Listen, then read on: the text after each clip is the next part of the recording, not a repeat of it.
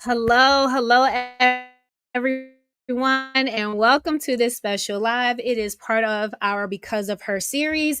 I am Jamila F. Bashir, aka the IEP Coach, and I'm the founder and CEO of the IEP Coach LLC. We are an education consulting company, and we specialize in providing professional development and coaching to special education teams, teachers, and paraprofessionals centered around special education so they can thrive in their roles and not just survive. And we also do parent workshops focusing on the special education process, IEP process, as well as 504 plans. Thank you all so much for tuning in. Again, this is a special live series that we did in celebration of our exclusive audio series that we created for our book Because of Her, which is a true story of what it was like growing up with a sibling that has a disability. And I tell it from the sibling's perspective because you don't hear that story too often. And it's a very valid experience and it needs to be shared, more often because the siblings of a child that has disabilities, we are impacted just as much as the parents, if not, I don't want to say more, but it's like parents rely on siblings a lot, to support with the sibling. So, in honor of the exclusive audio series, I thought it'd be great to have a parent panel of parents who have children that have disabilities and don't have disabilities to talk about just that experience from the parents' perspective, balancing how to support their child that does have a disability in addition to supporting their other children as well. So that's why I called it the balancing act. It makes sense. All right. So I'm going to go ahead and, before we get started, just want you guys to remember that to please register to listen to the exclusive audio series. I'm going to go ahead and drop it in the chat for you guys. And I'm going to get ready to introduce my amazing panel of parents that have, agreed to participate in this panel. And before we get started, share out this live. So share it out with every parent, a teacher, a related service provider that is supporting a family that has a child with a disability. Okay, I know a lot of us we might have an aunt, we know somebody on our block or whatever who is going through this experience. They have children and they also have a child with a disability, and they are just going through life trying to figure out how can I best support all my children, make sure all my children gets the proper attention that they require. So I'm going to go ahead and start to introduce my panel. All right. So first up, we have Thomasina. Please introduce yourself and tell them your name and what you do. You're muted. Unmute yourself. It's okay. Oh, here we go. Hello, assalamu alaikum. Wa alaikum assalam. Hi, everyone. I am Thomasina Lee from Different Expectations Educational Services. I have a family child care program that specializes in working with children that's on the autism spectrum. But I currently changed my role now. I'm currently an early intervention specialist, and I work with autistic children. In childcare programs, I go to their program or to their home. I also have a nonprofit organization, Torres Village, where we do parent workshops, and we also donate communication boards throughout the city of Philadelphia for individuals that are on the spectrum that have communication delays. All right. Thank you so much. Miss Tanika, thank you so much. Introduce yourself. What's your name and tell us what you do? Hi, I am Tanika Butler from Kindle Autism Support and Consulting. And my why behind everything I do is my daughter, Kendall. She's now 23 years old and she was diagnosed with autism before the age of 2. So I provide one-on-one support for families to navigate their emotions and just figure out how to navigate this journey with resilience, because that's a big part of things, along with supporting educators on how to best support those individuals that are on the autism spectrum in the classroom. All right. Thank you so much. Jamie, go ahead. Tell us who you are and what it is that you do. Good evening, everyone. My name is Jamie Addison. I'm a property manager in my 9-to-5 job, and I have a daughter with Down syndrome. I don't have, I don't have anything else to say about that. I'm just here as a No problem. guest. Thank you so much, Jamie. And Sanders, assalamu alaikum. Share your name and tell us what you do. Like, yeah, Yes, I can hear you. I don't hear you now. Okay. Try to say can something you hear now. me? Yes, yes, yes.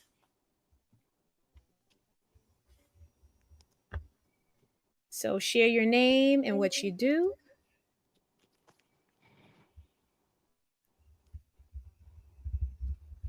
You can hear us, Sanders?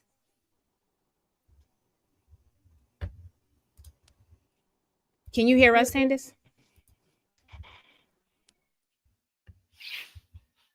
Okay. Sanders, I'm not sure if you're talking or not, but just let us. Okay, he'll be back in. So I just want to thank you all so much for agreeing to do this interview panel because, like I said, um, just the in the book because of her I do talk about just my experience of what it was like being that sibling support because and excuse me let me back up. My sister Asia, she has an intellectual disability and she's the youngest child. So out of my mother's children, it's three girls, and then I have three sisters from my dad, so it's six girls all together, and she is the youngest. And so her and I grew up in the same household and we're 6 years apart.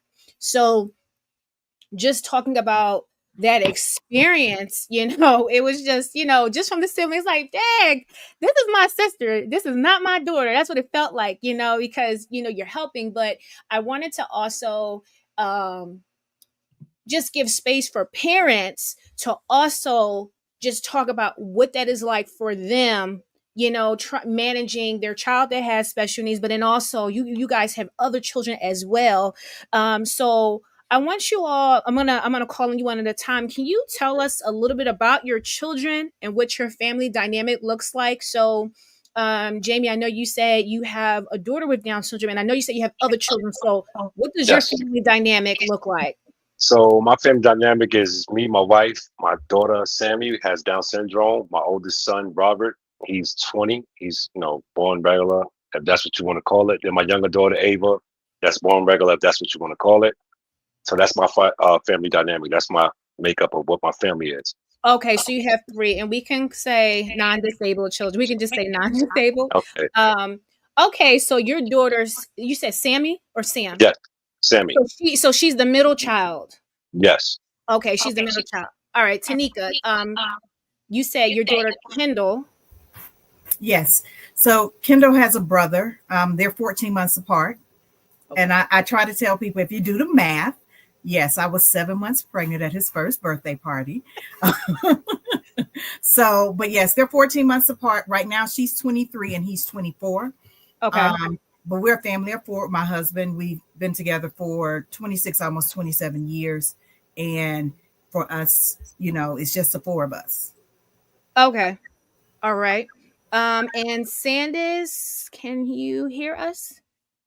Because I know Sanders has three children as well. And if I'm correct, and Sanders, if I'm incorrect, correct me. Heavenly, his daughter, has cerebral palsy. She's the oldest.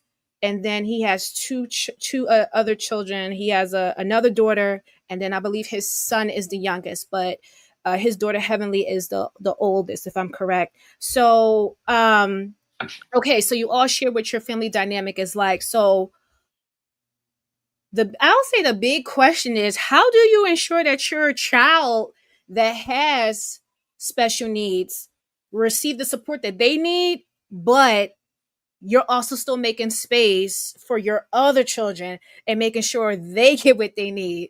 So we're gonna go around because I know you all have something to share at that. So Thomasina, let's start with you. Oh, I'm so sorry, Thomasina. Share your family dynamic first. My apologies. Share your You're fine. H.E.R, I have all girls, and H.E.R is the youngest. What was your question again? So it was just your family dynamic. So he's the youngest, and how many girls do you have? 4. They're older. All my girls are older. So how far away is he from your youngest girl? 9. 9 Oh, years. so they're 9 years, but so he's literally like the baby. Yeah, he's the baby. Okay. All right. So, how do you ensure you make sure you give Tall here what he needs, and at the same time, like the support that he needs, and at the same time, you're giving your girls the support and the attention that they need? So I'm gonna be honest, that was hard. Now that they're my daughters are grown, like 30, 25. I can't keep up. 30, 25. Oh, how old is Shia? 22. I think she's 22. And then no, she's not 22. She's 23. And then the 20-year-old. When they were now they more flexible and understanding because they're older. But when they were younger, it was hard. I'm gonna be honest. It was hard because Tor here needed a lot of attention and a lot of care. So I was going to evaluation, therapy appointments. I had to change my schedule in my business. Like I said, I had a family childcare program. I went from doing 6 a.m. to 6 p.m. Then I had to change my schedule around to like 3 to 11, or sometimes I went strictly overnight because I was so focused on him and his appointments and the care that he needed. I had to rearrange my life and my schedule for him. So I'm gonna be honest, a lot of times they emotionally, I want to say, got neglected because it's like I was here and we were in the same house, but it's like I have to do this for Tor here. So a lot of times I was making up the time by trying to do stuff with them on the weekends, or making sure, yeah, I would say do stuff on the weekends, or making that time up with trying to give them like 15 minutes of my time throughout the day. It was hard. I'm gonna say it was hard because of my schedule and the attention that he needed, and all of that makes you exhausted because you're leaving from one appointment. Imagine me working. I'm leaving from one appointment to the next appointment. Then I gotta come home, tend to my kids, take care of other people's kids because I'm working 3 to 11. This could be me doing 3 to 11 care or overnight care. Mm-hmm. And my time was like, so I would have them, the younger kids, the two younger ones, like the older ones, they were in like they were teenagers, so they really didn't want too much of my time. Not like hanging with me wise. I mean, like far as schooling and for schooling and stuff, I had that, but it was hard juggling all of my emotions, their emotions, and making time for them. A lot of times I would spend a lot of time with them on the weekends. Okay. So you did a lot of stuff on the weekends. Because and to be honest, I would be exhausted. And Yeah. he wouldn't go to sleep. Like his schedule, yeah. I would be exhausted. It was a lot to manage, and then me doing it by myself. Like Yeah. it's a lot to manage. And That was a lot to manage. And to be honest, I would try to make it up to them. I want to say like the weekend time, like doing stuff with them on the weekend. But he would still have to come along. It's not like Right. It wasn't just one-to-one. It wasn't just that one-to-one. I Okay. started before he was born. I would do that, but it was hard trying to do that, finding that one-on-one time with them because I always had to have him with me, or my mom would care for him. But my mom passed in 5 years ago, I believe. So she was really my helper and my support system with Tall here. Okay. So everything has changed since then. Okay. Sanders, can you hear us? Yes, I can hear you. All right, Sanders, I want you to go ahead, introduce yourself, say your name, and what you do, and then let us know your family dynamic with your children, with your family. Okay, so my name is Sanders Murphy. I own a collision shop, a collision center in West Philadelphia. My family dynamics are my wife, our oldest daughter, Heavenly Blessing, has CP. Then we have a middle daughter who name is Hannah. Then we have our son, who's Hamza Ali, and he's the youngest. Okay. All right. So Heavenly Blessing is 17. She just graduated high school. 17. Sanders, you just went out. You said Heavenly Blessing is Yeah, 17. Hannah is how old?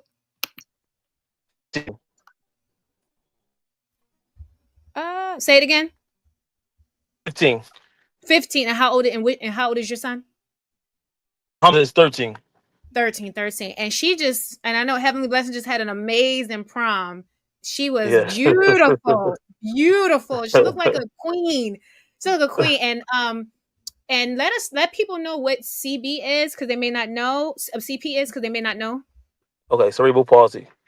Okay. So how do you ensure that Heavenly, like, and she's older now, she's older, how was it making sure that you and your wife made sure that she received the support that she needed, but at the same time making space for your other children? So it wasn't easy. I gotta give the credit to my wife because she's more of like I think I was so focused on heavenly blessing that sometimes the other children kind of like where I was sidetracked of making sure that, like you said, like making sure that they felt like they were included. But I think that as time went on, we tried our best to allow to I guess teach Heavenly her independence too. To know, okay, well, you have this disability, but you may can't do it this way, but we found other ways for her to do certain things, if that makes sense. So Okay. Okay.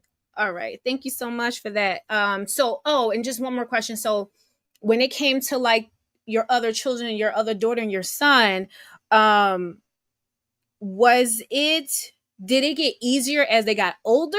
Because it like your kids are not too far apart in age. So as they got older, did it become a little easier in regards to like, okay, Heavenly got her time and I can spend some one-to-one time with my other children. it Okay, did so get a little easier because it's took. Can you hear me? yes, I can hear you. Yes, you're good. It got a little easier. Oh, okay. So it because that we try to teach them the importance of like our family unit. So Hmm. working together to get things done, but also giving them their time, whether it's outside of the house, because sometimes it's like, okay, yeah, we have our unit, but then sometimes the other siblings need a break too. So Hmm. as we learned that, it was like, okay, well, you can spend time outside of the house or spend time with your friends, or because initially it was like, well, no, this is our unit. This is what we're going to focus on. This is, this is how this, but as time went on, it was like, okay, even Heavenly having her own identity, building up Hmm. her self esteem, and allowing her to excel the things that she wants in life. And like even Heavenly Blessing, I never even thought about her getting married. I never thought about her getting married, right? Hmm. And I always thought about her, well, she's gonna live with me. We're gonna build a part to our house. She's not gonna, you know what I mean? But now, as You like time she never went leaving. on, yeah, well, and Heavenly's intended to be married. Hmm. So these are the things that is like working as a family to just reach the goal of, okay, we can't do it this way, like I said, but we're gonna go ahead and do it a different way, and Hmm. being confident with doing it. And that's why, like going to the prom, that's why it wasn't about the prom, because Heavenly Blessing may have stayed 10 minutes, but it was about the experience and allowing her to have her day and Hmm. feeling like a queen, Yeah. feeling like, yeah, I have this ability, because we don't call it disability. I have this ability. I may do things different. I may can't walk, but you know what? You're gonna come out in the gold chair, and not Hmm. and not only you come out in the gold chair, you're gonna come out in the gold chair and have the best of the best, because of having not being able to do things like other people doesn't mean you Hmm. can't get it done. Like it's It's not just a gonna different happen. way. Right. Yeah, A different way. All yeah. right. Thank you so much. Tanika, question to you. How do you ensure that your child, your Kindle, was able to receive, the support that she needed from you and your husband, but then also remembering your son? So, like I said, they're 14 months apart.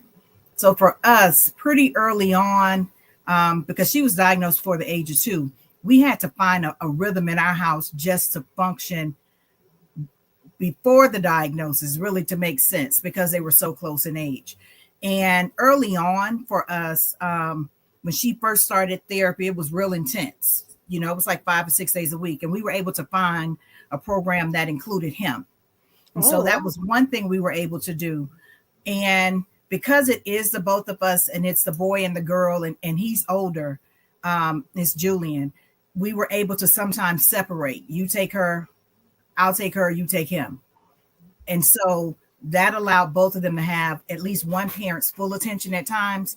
And then it was just other ways of just trying to make sure that, we snuck it in over the years because they're 23 and 24, where I drove him to school when he was in 6th grade. So that gave us every morning in the car to have a conversation. And so it was little things like that. But like everybody said, it wasn't easy. Because you always had to think about the second child and, are they missing out on things? Because there are moments where they probably did miss out on things, but we really were very intentional when it came to what he did and what she did, that we allowed him to not have everything shaped by her, because she has an autism diagnosis, but we also deal with, she has an intellectual disability, ADHD, and then she has a behavior disorder. So we deal with aggression. So we've always had to take all of that into consideration with the both of them, but it wasn't easy.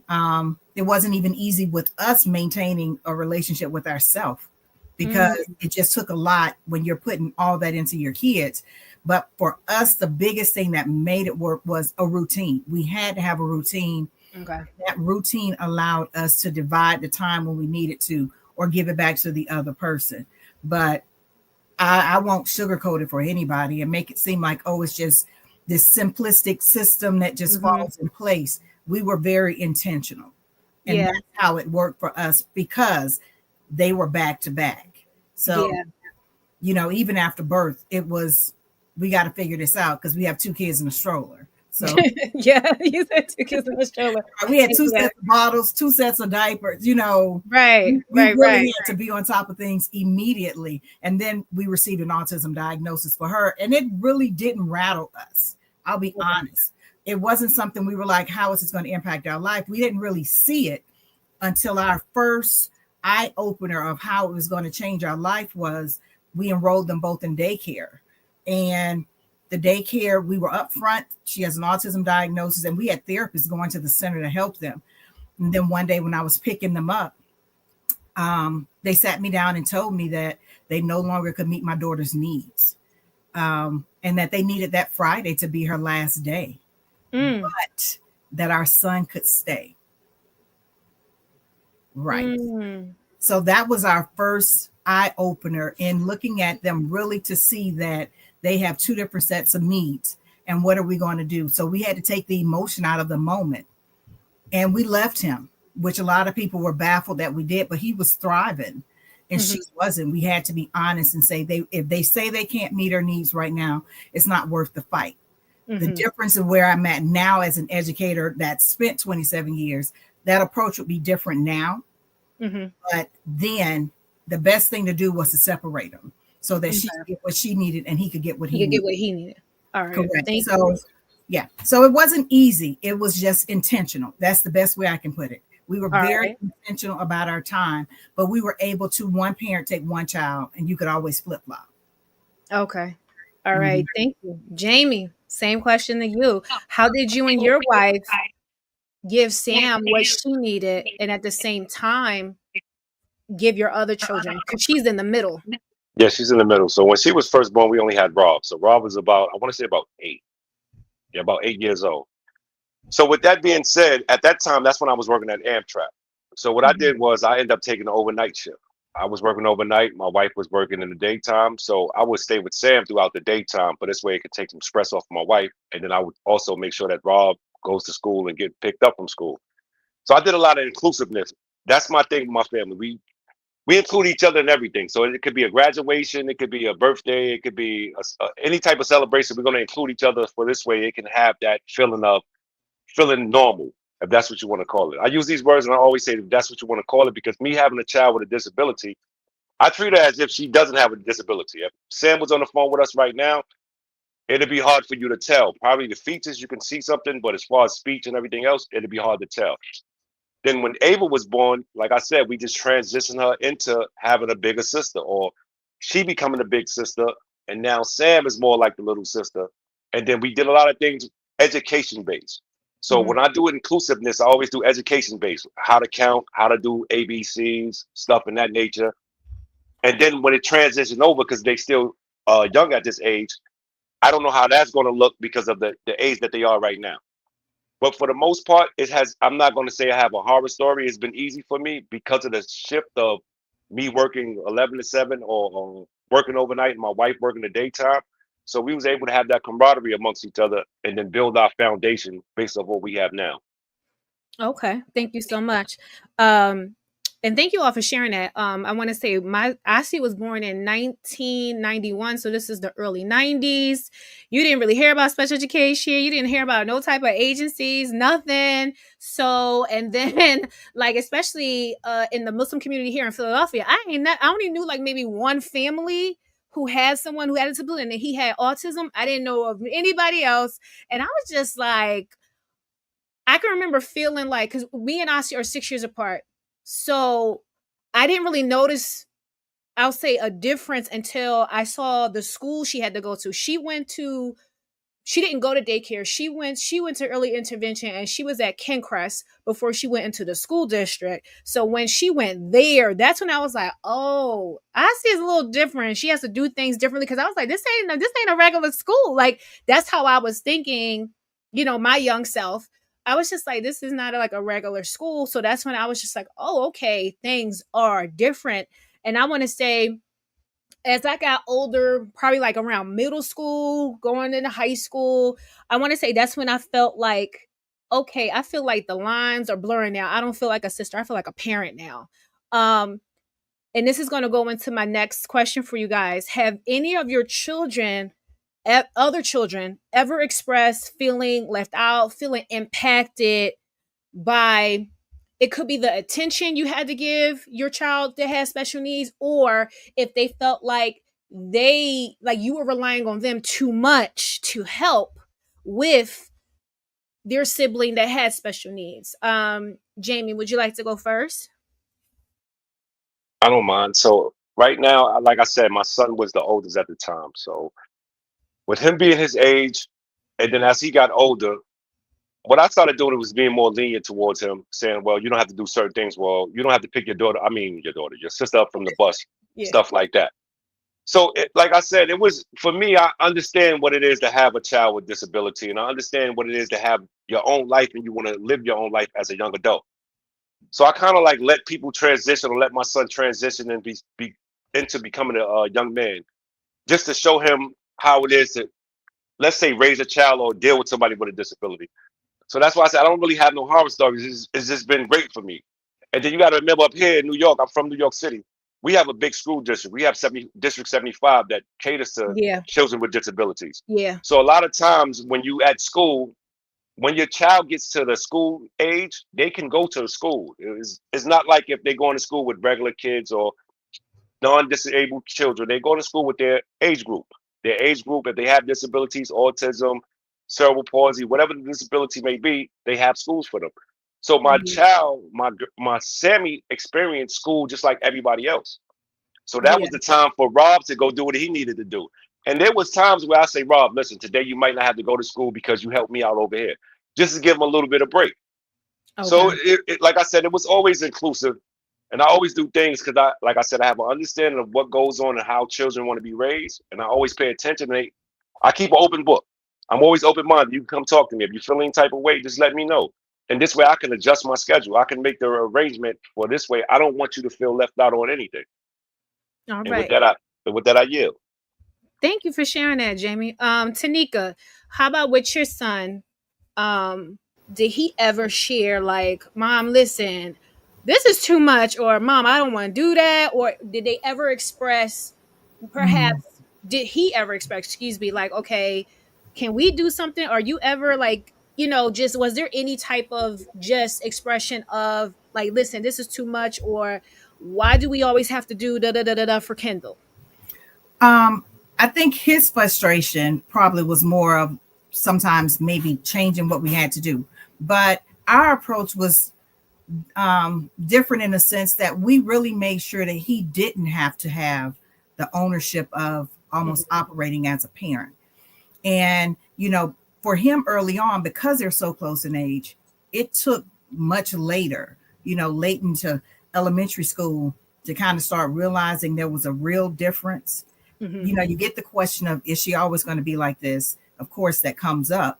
But we were really big on he didn't have to, because we wanted him to not feel like his life was totally shaped by her, even though we were a family. So when it came to helping, like when he was older, we needed him to meet her bus in the afternoon. But this was high school years. And that was the first time we actually really had to rely on him like that. Before then, we were really all about not making him feel like that. And having worked in the school, and I would see so many times where something would happen with one sibling and they would go get the other sibling to fix the problem, that we were very intentional in letting them know that if she has a problem, you're not to go to him. Yeah. That he is a child and we want to let him be a child and not have the total focus that he can't be himself at school.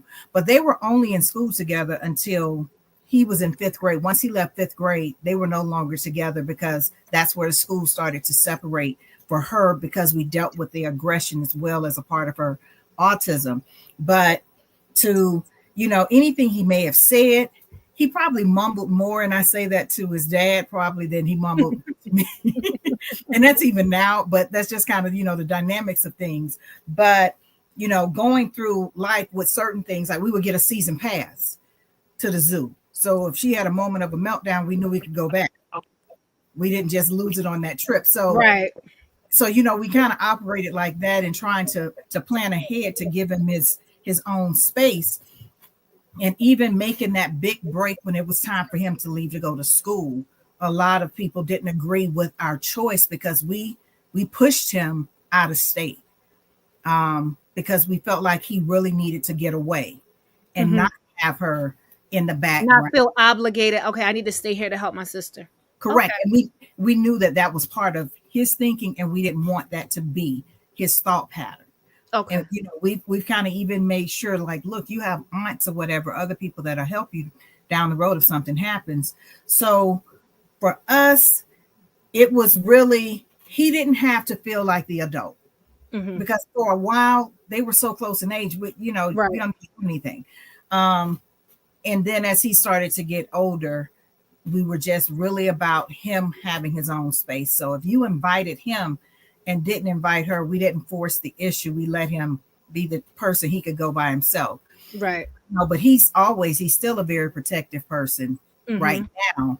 But one of the things we were able to get them going with was the Special Olympics. She started participating, and then we found out about a partner program. And the partner program allowed individuals without a disability to play in certain sports. And so she played soccer. So they were able to play soccer together for about 6 or 7 years. So gave us an opportunity that we never thought would happen. But, everybody definitely has their own thing. But I think because they were so close in age, it changed how he, was operating in the household, because you're the same age. A lot of stuff you were still learning when we're kind of still teaching her. So there's no room to take the upper hand. And then when you hit that age of teenage years, we really didn't want to force anything, because of the fact that he is a boy, she's a girl, and we didn't want to make him uncomfortable. Yeah. So he may see things probably a little differently. I'll talk to him and see if he's willing to hop on your panel. But yeah. But we really tried to make sure that he didn't feel the need to be the parent role. All right. As much as we possibly could.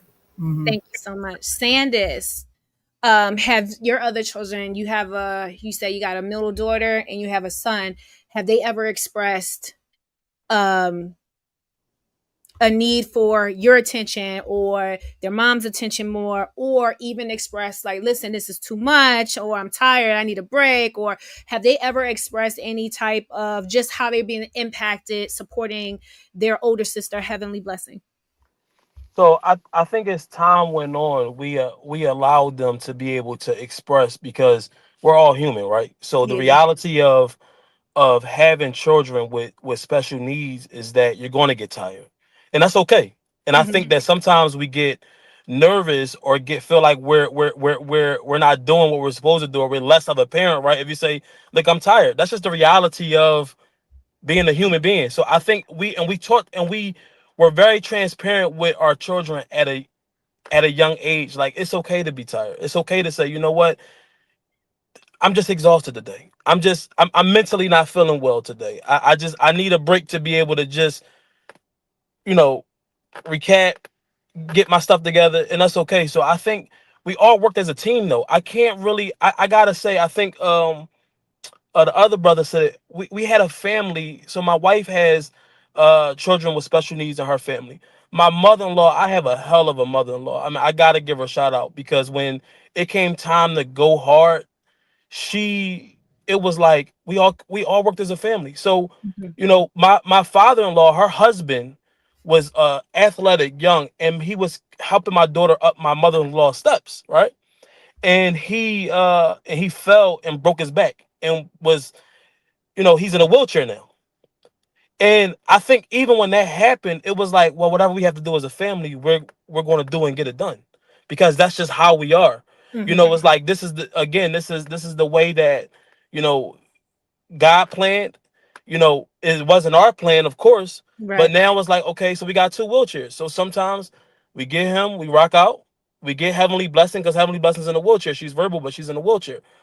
So I don't think so much it was that they because that they had issued or feel like we gave more attention to Heavenly Blessing. I think that they were able to express if they needed that break or needed that attention, because we always told them, hey, if you want to, like I said before, if you want to go out with your friends, or if you want to do this, or you want to, have that breather to yourself, then you can. Yeah, I think that's important. Something that you and Tanika was just sharing is just having that, giving your children that space to make sure, hey, if you are, it's okay. I'm not trying to put too much pressure on you to help or whatever, making sure they have their own identity. And it seems like you guys had a great village to support you with, your child. Maybe, okay, Tanika, okay, okay. Sanders, you had Not a in a village. bad way. No, no, it's not in a Okay, bad no, way. not in a No, bad. no, Okay, but no. seems like We're not here with family, so that's why. got you. Okay, I got you. Right, You but and your our husband family more is so. supportive Yeah, if we need them, but our family isn't here. So that's why, I'm got you. saying no. So I want everybody to know, no, I'm not saying my family I doesn't care. understand. It's Thank you just for we that are out of clarity. But state. but listen, I will say that, and this is why I give a shout out to my wife, because she made it look so easy. Mm-hmm. I mean, Heavenly Blessing, we have to do everything from washing her to changing her. And then being a man, I still want my daughter to have that modesty and understand. So whenever I'm changing her, I still cover her private area. I still make sure, but it's not easy. It's I mean, not. that's just the reality. I mean, I'm telling you, it's times where even as a man, I literally had to go and just cry to my Lord, because it was that overwhelming at times. Mm-hmm. My wife getting up every day of school. Imagine her having to get her dressed, and if she's not feeling well. How Mm-hmm. about she? I mean, it has to get done. We have to work as a team. So I can, like I said, it was just, we made it look easy, but it Mm-hmm. wasn't. It's And not it's easy at all. And there's always people on the outside looking in and say, "Oh my gosh," because people say about my sister, and I just be like, "You guys don't know, y'all don't know," and it's like you don't know at all everything that went in to get her where she is. Like Uh, you have no idea. Like when they told my mom she's gonna need a communication board to speak, she's gonna need all this stuff to do because they were saying she couldn't do this, she couldn't do that, and my mom refused to sign the evaluation. My mom saw that she copied everything I did, and my mom took me to my sister's evaluation that she was getting, and then they saw that she could do so I'm like, you have no idea just what it is, and just even you feeling alone as a parent because you feel like don't no one understands you. Thomasina, go ahead and chime in regards to, because I know it's you got your 4 girls, and then you got Tall here because he's the youngest. How was that? And unmute yourself. Unmute yourself. Unmute yourself. My youngest, the one, Jahira, she's 9. Her and Tori is 9 years apart. She would express her frustration. She would say, like one particular time, we went, I believe, Sesame Place. We went to Sesame Place, and they had to turn for whatever reason. I don't know if it started raining or what happened. They had to shut down a particular water ride, and Tarhead loves it. So he had a meltdown, and I was like, okay, he's having a meltdown. We're gonna take him to the car, but y'all gotta come with me because I can't leave you in a park. She's like, why? I'm old enough. You're not. You're in an amusement park. I'm not leaving you here, by yourself. I think at the time she was like 14. I can't get like around 14. I was like, no, we're going to the car, and I had my niece with me. And she was like, oh my God, he get on my nerves. Like, he always ruining the day.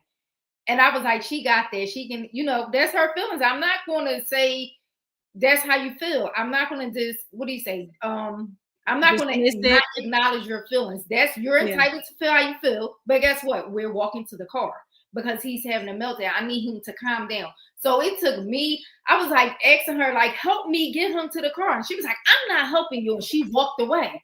And she walked in front of us.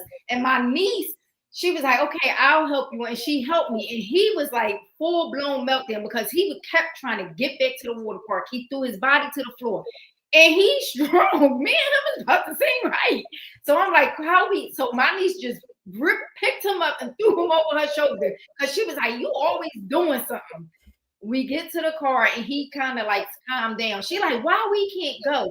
So that's just an example of the frustration that the siblings feel. Mm-hmm. And I felt bad because it's like, she can, I wanted her to have a good time with my niece and come with us. But I'm like, I don't want to leave y'all alone in this park. And because he had a meltdown, now it throws a monkey wrench in them having fun.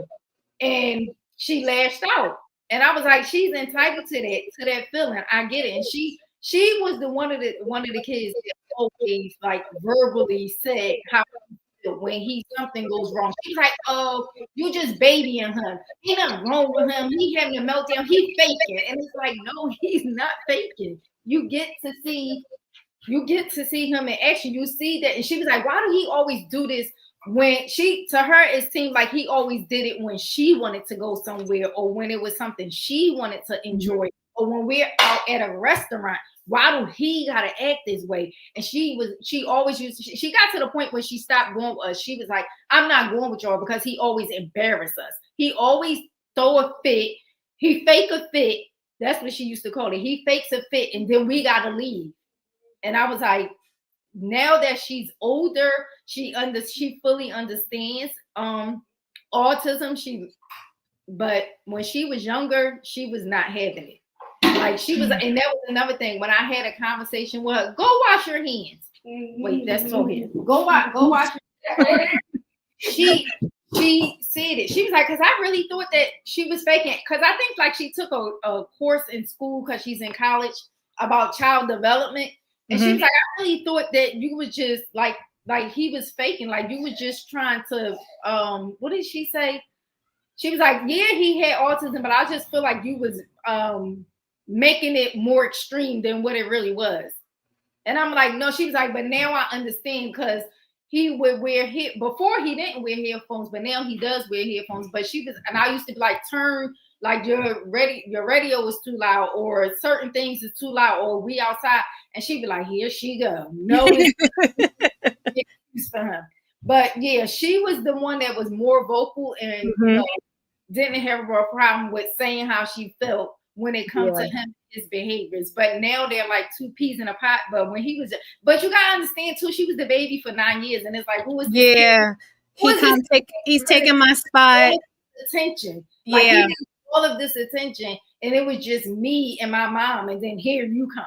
Yeah, I think for me, Ashley and I are 6 years apart. So for me, it was like, especially old school parents, because I was the youngest. I was the youngest until Asia came. And so, old school, some old school black parents, it's like, okay, the oldest in the house.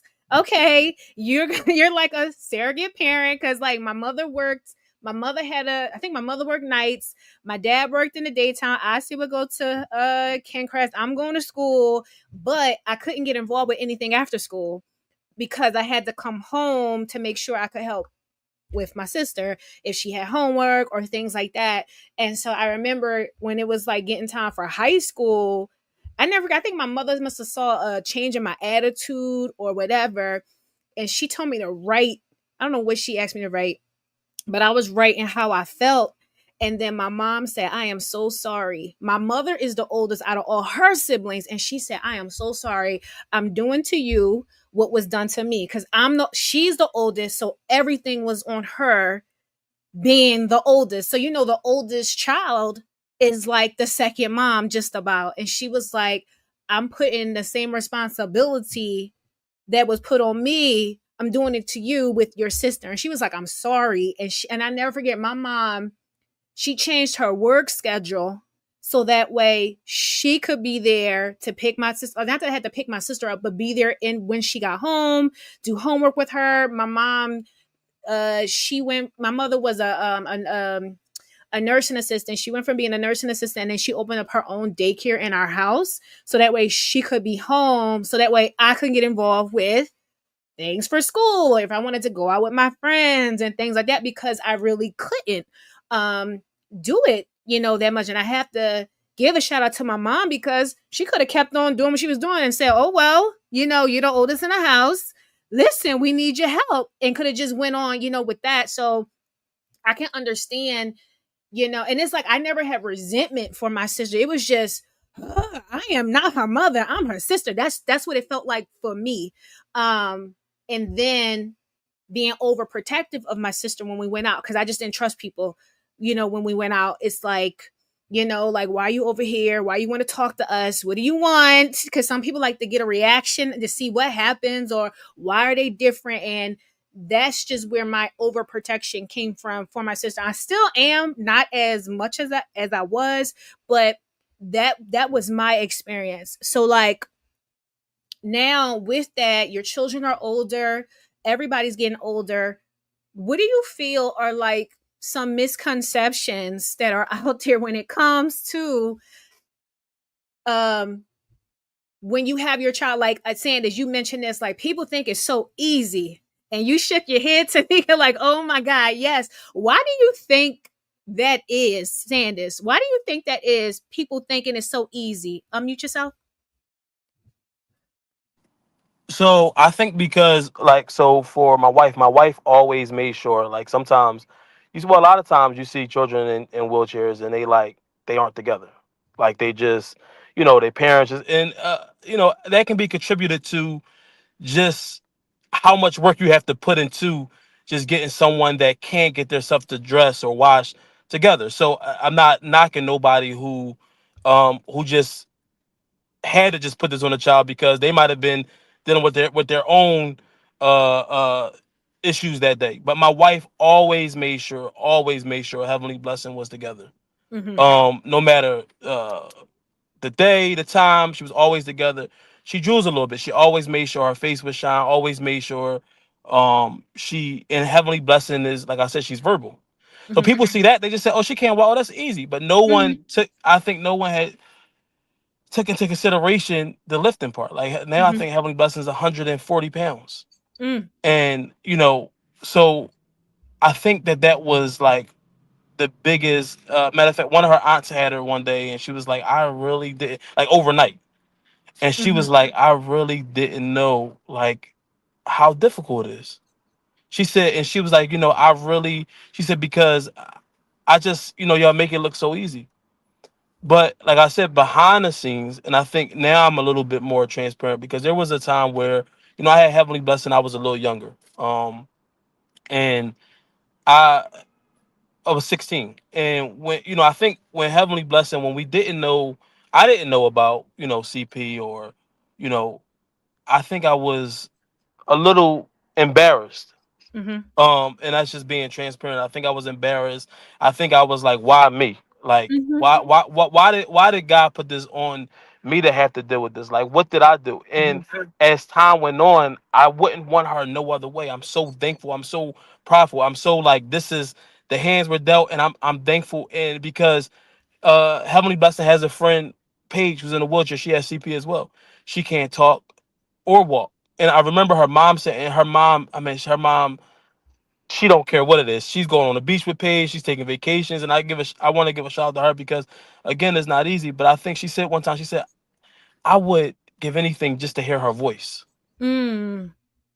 And she said, just to hear my baby voice, and I just, you sit back and reflect, and you be thankful for what God does. Lord gives you when He gives it to you. And I'm so happy, and that's why I'm like, even at her prime, it was just about, we wanted her to feel special, all about her, and it went viral. I think it got like 85,000 likes, Mhm. and like 6,000 comments, and it wasn't about what people didn't understand. It was just about her feeling like you can do this too. Mhm. You're able to do this, and you're able to do it in your own way. Like her mom spent hours and hours and weeks decorating her wheelchair, Mhm. and it was like, people, who did the wheelchair? Who did that? But also bringing awareness to it. Yeah. That bringing awareness to say, you know what, and having your head held high. And I always tell my children, but I especially tell me, blessing, don't never put your head down. Have your Mhm. head held high. People gonna stare either way. Even if you didn't have a ability, a disability. Right. Even if you didn't have that, if you got a green card, they're gonna say why you didn't get the red one. You got the red card, they're gonna say why you didn't get the blue one. That's the nature of human beings. Mhm. So it's okay, but live your life. If you be stuck and stagnated in the same spot and say, I don't want to go places, I don't want to go. So we always travel with our children, including Heavenly Blessing.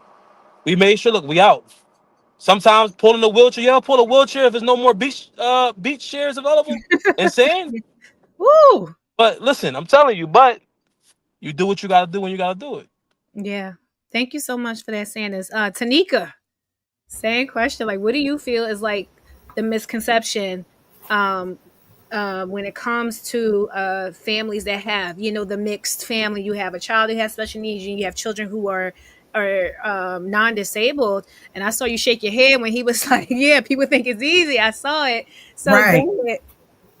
People definitely. So with autism, it still is one of those things that's taboo, you know, in the Black community. So that creates that own stigma attached to it.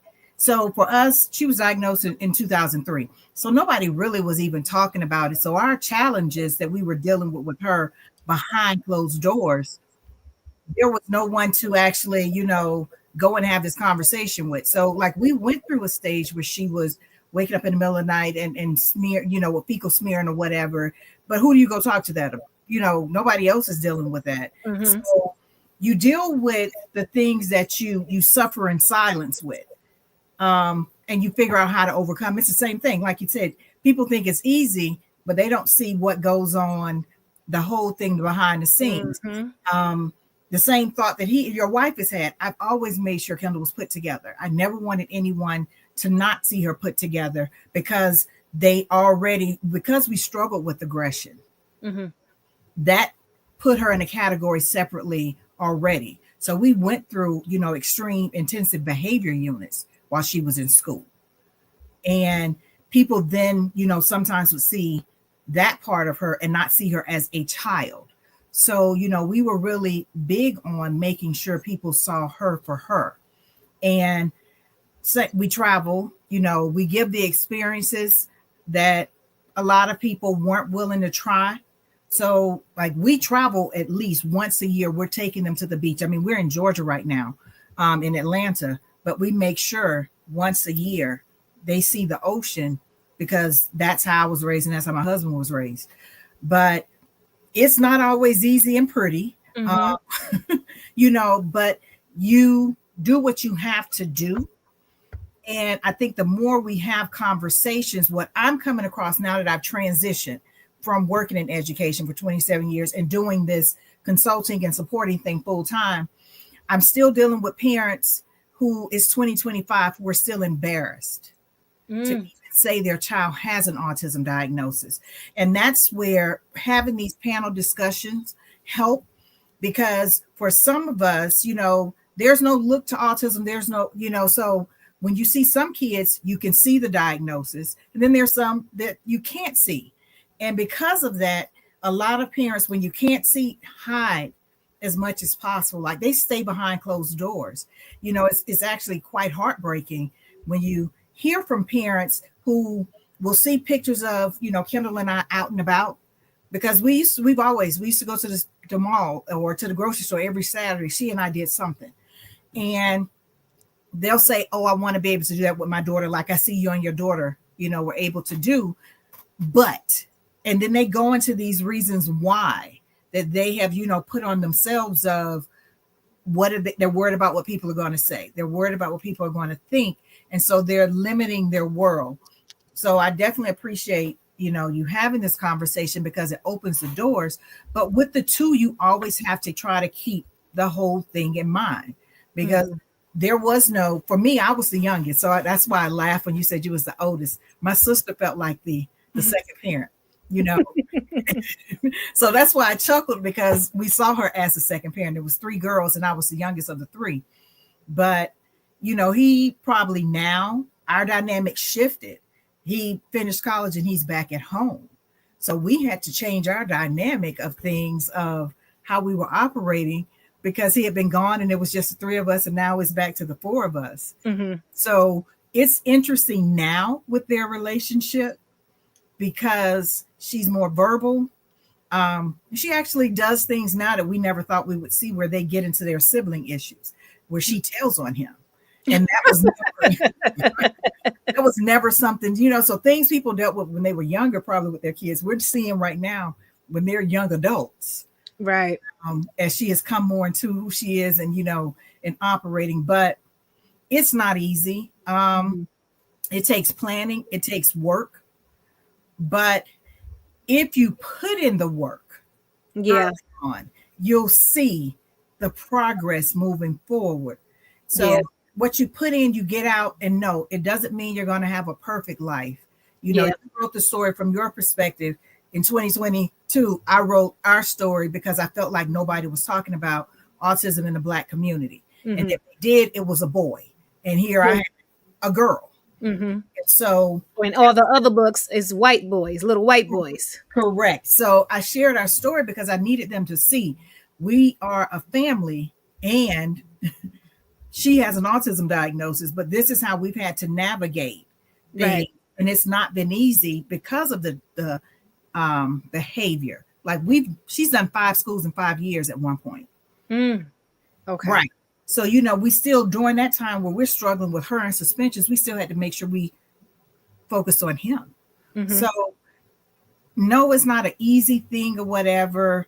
We're not, fake, because I think some people kind of get into that whole thing. For us, this is who we are. There are challenges. And I started kind of sharing online because I wanted people to try to get a look into the life of someone living with autism, because it sometimes gets, because it's such a broad spectrum. That's the other thing.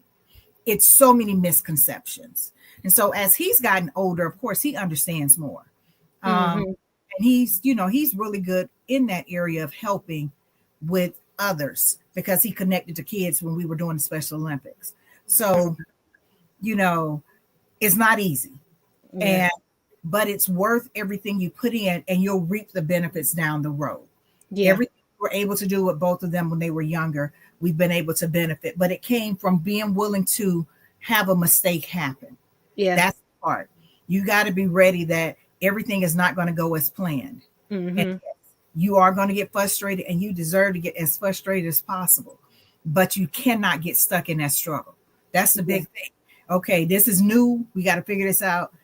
Okay, now we're mad, but let's wake up and figure out now what we're going to do next. Right.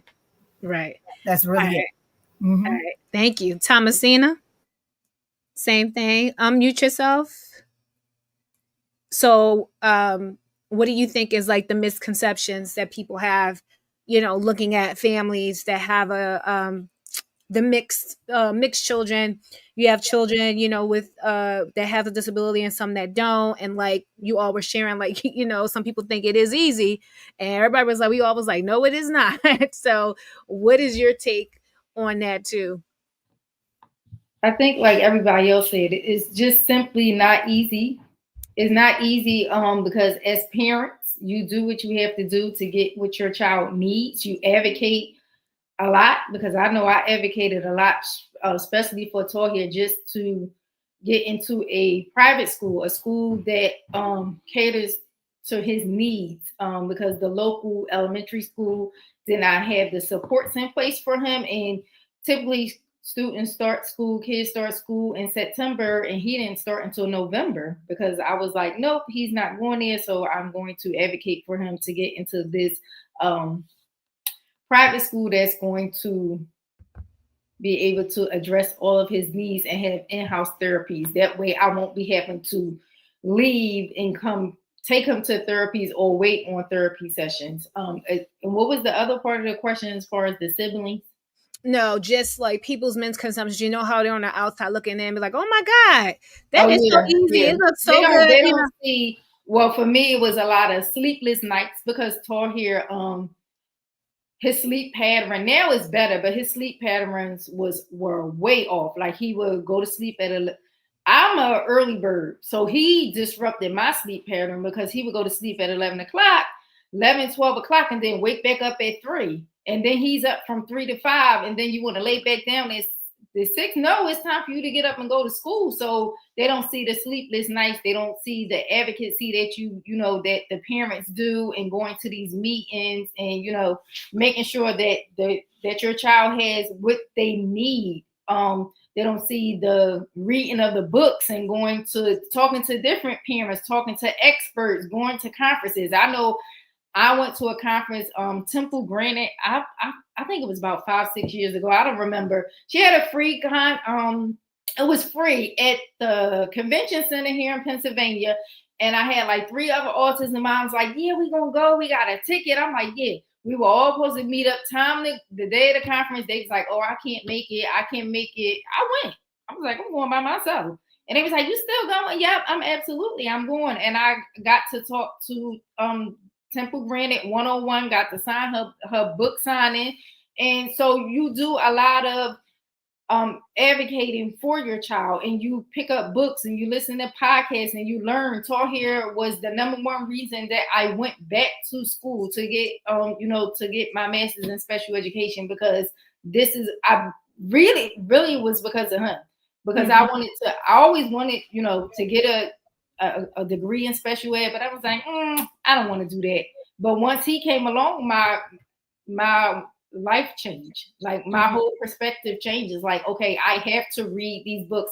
I started reading every book, every article I can get my hand on to learn about autism spectrum disorder. And that was because of my son's diagnosis, because I didn't know anything about autism before. Well, I did, because I worked in residential for like a year, but I didn't go deep into it like I am now, to be able to support my child. So parents, they don't see that. They don't see the crying in the shower when or not having anyone that can talk to you, that can relate to your stories. That's why it's important to reach out and talk to other parents, because it was a time where I isolated myself, because it's like people they don't understand. Like your child is neurotypical, and my son, you're taking your son to a baseball game. I'm taking my son to therapy. Like we have 2 different lifestyles. And if we do go, like I had one parent, she was like, oh, let's go.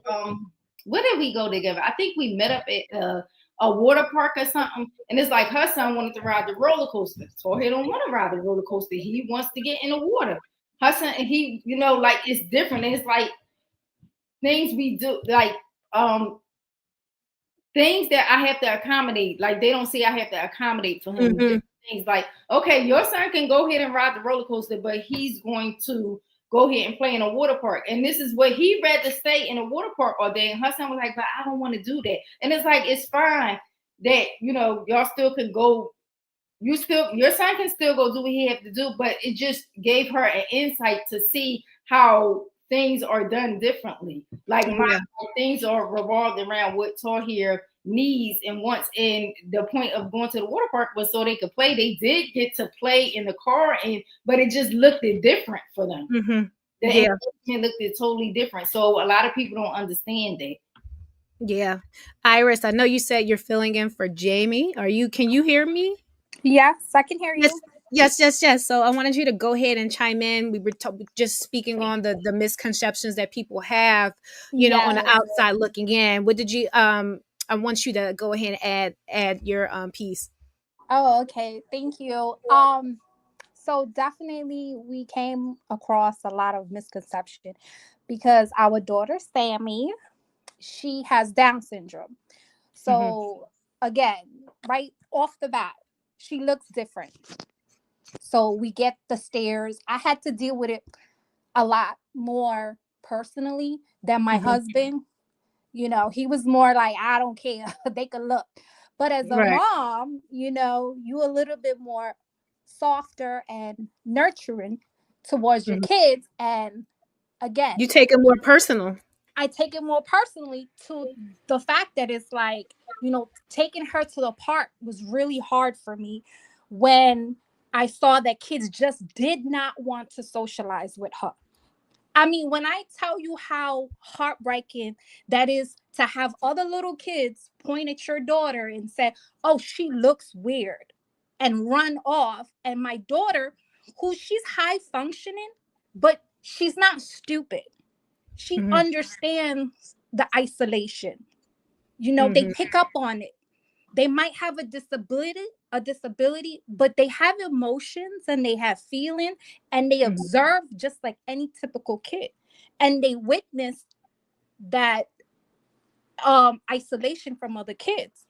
Mm-hmm. So what I did, I'm not gonna let this, like, me and my husband was like, all right, fine. We're going to look for now other parents with kids with Down syndrome, and we're going to create our community. And we believe if we create that community, we're going to be the light within our own community where people's like, Mm-hmm. wow, okay, these kids, they have their own little gang. Okay, maybe I should be a part of that too. Like, that's interesting. And then just from that alone, because we started a Down syndrome family support group in New York, in Harlem, because there were other people that look like us, brown and black.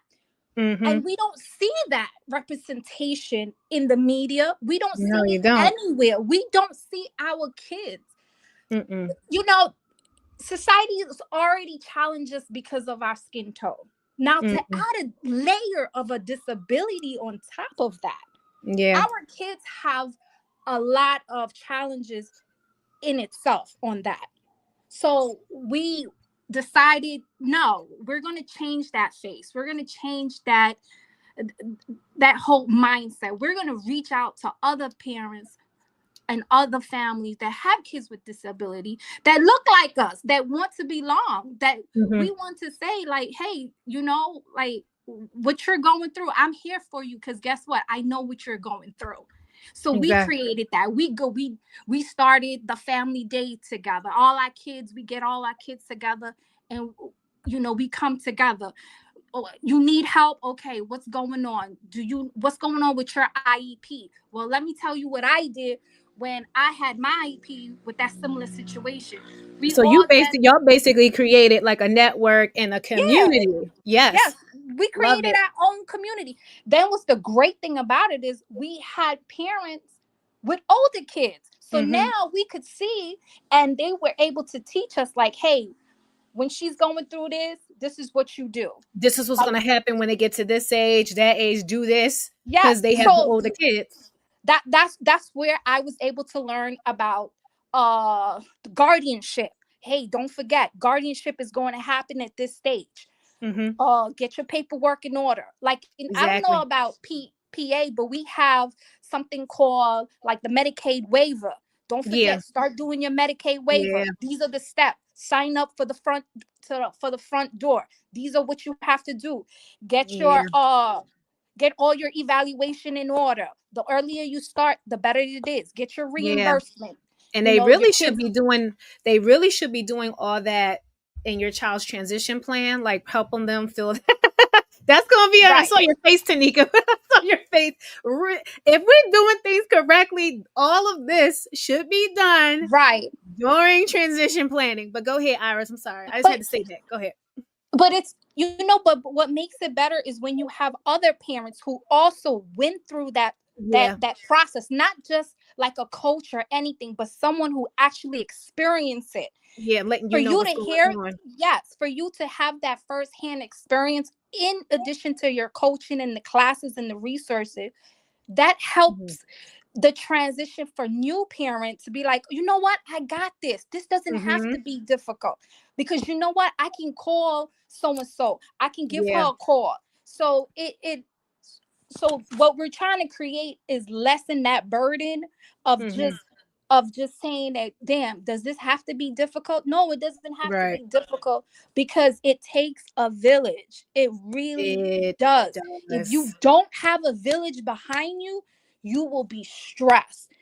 You will Yes. be so defeated, and you cannot with these kids be defeated, because you are their only advocate. Their Yeah. first advocate is you as the mom and as the dad, Mhm. because ain't nobody going to know your child like how you know your child. Absolutely. Thank you for I that, Iris. Yes. All right. So I want to this is so good. I could keep going on with questions, but I don't want to keep you guys here. So I just want to close us out with I want each of you to give one piece of advice that you would give another parent that has, multiple children, a child that has Uh, special needs, and they also are managing their other children. So I'm going to call on you one at a time, so you can share your one piece of advice. I know you probably have a lot, but I want you to give one piece. All right, Sanders, I'm going to start with you. What is your one piece of advice? Take time for yourself. Ooh. Because if you're the foundation and the pillar, like I always say that if I'm the foundation to the family, and I'm the pillars, and if I break, if those pillars break,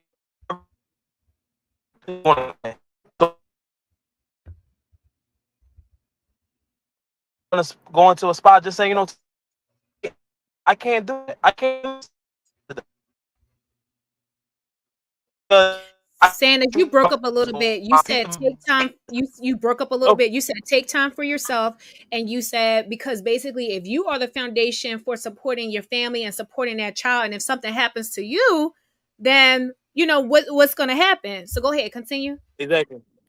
So just take time for yourself, whatever that looks like, just to make sure you're okay. Just take time for yourself, and you know you can't feel guilty for doing that. Yeah, absolutely. Do it with no guilt. Thank you so much for that, Tanika. What's your one piece of advice? My one piece of advice is more of the emotional part as well. That when you receive the diagnosis, allow yourself to go through those emotions, and Mm, it means grieving the life you thought you were going to have. It's okay, and be honest with yourself, but do not get stuck in that struggle to where you're not there to build and keep growing with your child. So it's an emotional part that needs to constantly, you're going to come back to your emotions of going through grief in different stages as you start to see other things happen with other kids, and you have to hit that point of this may not happen for me, or it may happen later for me, but deal with your emotions and be honest with yourself, because that's where you're able to then move on and do what you need to do. But when you're not honest with yourself with that emotion, you're holding in that resentment, and it's mm. going to hinder how you're able to move forward with your child. Thank you for that, Tanika. Thomasina, what's your one piece of advice? My one piece of advice is journaling. I say journaling is a good way to let out all of your emotions. And also, it's always good to cry. Like some people like to hold it in, even if you're just by yourself. I say cry because having a good cry lets out that emotion as well. But I feel like journaling is a good resource where you can just really be honest with yourself and pour all your feelings into your journal. Thank you so much, Thomasina. And Iris/Jamie. What is your one piece of advice that you would give um parents? Can you hear me, Iris? Are you there? Yes, yes. Okay. What's your one piece of advice? Um, for me, I would say that helped us out a lot is building your support, building Yeah. your village, not being afraid to ask for help, not Mm-hmm. being afraid to say, you know what, I need a break. Even get your kids involved, teaching them to have empathy Mm-hmm. towards not just people that live in your house, but when you go outside and you see other kids with special needs, they're going to now be that representative Mm-hmm. to branch out to the rest of the world, to show like, yes, they're different, but that's where we come in and we make sure that they okay, because this is our community, and we each every single body in that community is important, not just the typical kids or typical people, but just everyone, even those with special needs, because they bring something to the table too, believe it or not. They are teaching us. And their Mm-hmm. greatest gift of teaching us is to have empathy towards each other. All right. Thank you so much for that. And I echo what everyone has said. All of you have said great things. You definitely need to give yourself breaks. Don't and do it without guilt. You need to allow yourself to go through those different emotions that you are feeling. You're a human being. You know, I've seen my mother go through it. I mean, I have gone through it, even just as a sibling. Going through my own emotions, feeling frustrated, feeling embarrassed, being overprotective, and then hey, that's my little buddy. When she want to be my buddy, she my buddy. Journaling, community, all of that, all of those things are so important because you cannot do this alone. There are Mm-mm. so many groups online. You can meet people in your neighborhood. It's somebody at work. When I tell you, you will be able to connect with people just by starting the conversation. Like, it can really just be that simple, just starting a conversation, or like what Tanika was saying, sharing your experience online. You never know who will comment and be like, oh my God, I'm going through the same thing. Oh my gosh, can we talk, or can you help me, da da da da da. And that could lead to, hey, that person can wind up being someone in your network or being someone in your village and connecting you with other supports and things like that. So that is so so so so so important. I want to thank all of you, Thomasina, Tanika, Sandis, Iris, and Jamie. Thank you so much for taking part in this parent panel. They all represent different professions. So if you guys have anything you want to share, if anything is coming up with your communities and networks, feel free to share. Does anybody got questions? Let me check from the audience if anybody had a question. Because I've been posting like the comments as they have come up. But yes, I just want to thank you all. Someone said an inspiring evening. I shared this on Facebook. Thank you so much, Ramona. I hope I pronounced your name correctly.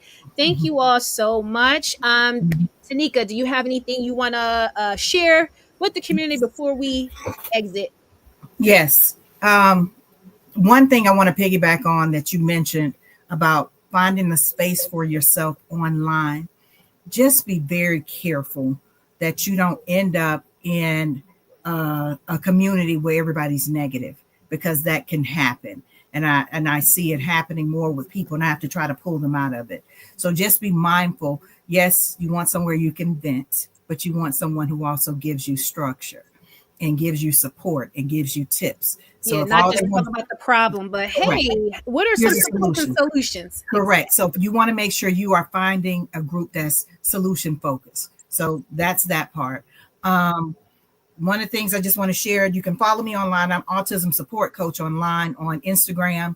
I'm not as Jamila has everything the same. I'm so not, I'm not there. So the best place to find me is Instagram at autism support coach, or Kindle Autism Support and Consulting on Facebook. But if you want to learn more about our story, I shared our story as well in 2022, where it goes from birth till Kendall was 18.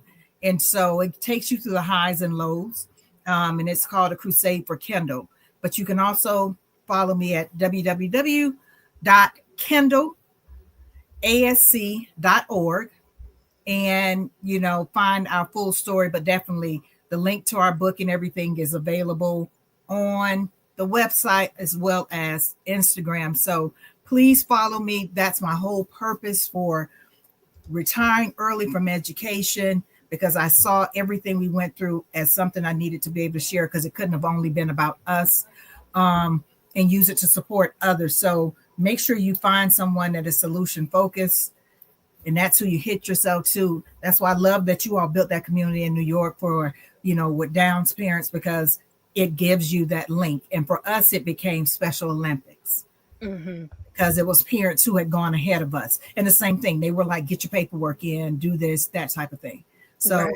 you want to find a group that's giving you tips on how to handle the next stage. Absolutely. Sanders, did you have anything you wanted to share before we head out? No, I just want to, show my appreciation to you for having everybody on here and bringing awareness to Oh, people with special needs. thank you so much. Thank you, thank you, thank you. Iris, did you have anything you wanted to share? Can you hear me, Iris? Because Iris said yes, teach and pass it forward. Iris, was there anything else you wanted to share? No, just Okay. that. Oh, Thank okay. you. Thank you for this. I love being a part of this community, and just keep doing the good work. I'm definitely going to I actually know a parent that would really benefit from the autism support counseling, because her child was diagnosed a little bit later on. So she would really appreciate this. Again, I will definitely forward her the information. All right. Thank you all so much. I'm just going to close us out. So thank you all so much. We're going to do a one more with this because of her series. And the next one, we're going to focus on the siblings themselves. So the next panel discussion will be all siblings of individuals that have disabilities. I want to thank you all again for tuning in. And also, please take a listen to our because of her exclusive audio. Our book because of her is a true story of what it was like growing up with a sibling that has a disability, and we tell it from a sibling's perspective. So I am sharing my story of what it was like growing up with my younger sister Asia, how she how it was growing up with her, and then the impact she has had on my life. And I want to thank everybody. I want to thank Thomasina, Tanika, Sanders, Iris, and Jamie so much for sharing, giving your tips, sharing your experience. And you all have echoed like the same thing, um yes, you have a child that has special needs, but that child brings something extra to your life. It's so many lessons that you learn. And I can even just say from my sister, there's so much I've learned. And to be honest, if it was not for my younger sister Asia, I would not be the IEP coach. I would not have a profession in special education. I would be doing something completely different, because I had no desire in life ever to go in the field of special education. And from me doing that, so much good has come into my life, and I have done so much and really learned what my purpose was here. What was my purpose here on earth to do? And this is true. Doing this work is truly a passion of mine. I would not have if I did not have my younger sister. So I know sometimes as parents and just as siblings, you feel like, oh my God, it's hard. Why me? Understand there's so much good that's coming out of that. Coming out of your sibling that has disability is so much that you're going to learn about yourself. And it's just so much that you will grow as a person and as a family, and your bond is just going to grow with your siblings. So I know sometimes it is hard, but please take the tips that my panelists have shared. Journaling, allowing yourself to feel those emotions, allowing yourself to cry, having your community, and taking breaks as you need them. And it is okay. It is okay. All right. So thank you all for tuning in. Like I always say, boop, hold on, I'm going to put this in. Like I always tell you guys, please be kind to yourself. You are one person. You're only capable of doing what you can do. Please don't overextend yourself. and burn yourself out. You're one person. So please take care of yourself. And I will see you guys next time when we have our next panel, which will focus on the siblings. Everyone have an amazing evening, and thank you so much. Peace.